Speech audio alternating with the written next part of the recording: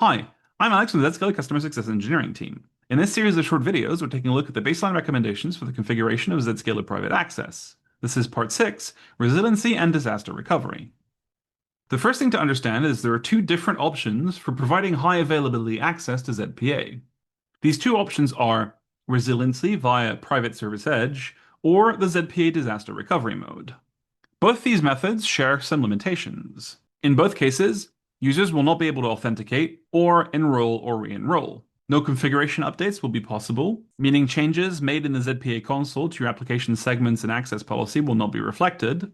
No logging or analytics will be sent through to the Zero Trust Exchange, and therefore no logs will be forwarded via the LSS, and access to your applications will only be possible through Zscaler Client Connector during the outage. Both of these modes also do not support source IP anchoring, browser access and browser isolation, branch and cloud connectors, app protection, or deception configurations. Beyond this, it's important to understand that these two methods serve different purposes. Private Service Edge Resiliency is designed to provide resiliency for an impacted site only, the one where the Private Service Edge is deployed, for up to 7 days, and will enforce the last known policy configured.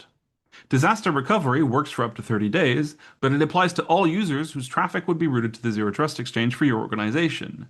Policy enforcement is also deactivated during disaster recovery, meaning that application access is performed in a fail open mode to guarantee continuous access to applications during an outage.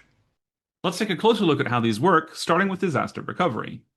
Disaster recovery for ZPA consists of creating a predefined list of allowed trusted applications, pre-creating your activation DNS record, creating a standard operating procedure so you know when to trigger disaster recovery mode, and then, when disaster recovery needs to be tested or activated in production, manually updating your DNS record to trigger DR mode.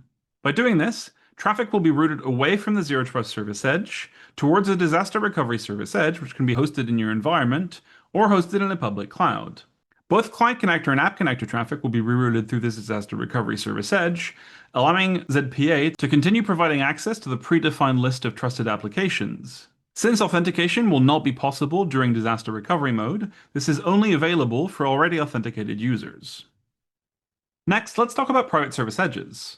Private service edges are VMs that sit inside your corporate environment, and through which traffic from both your users and the app connectors is routed.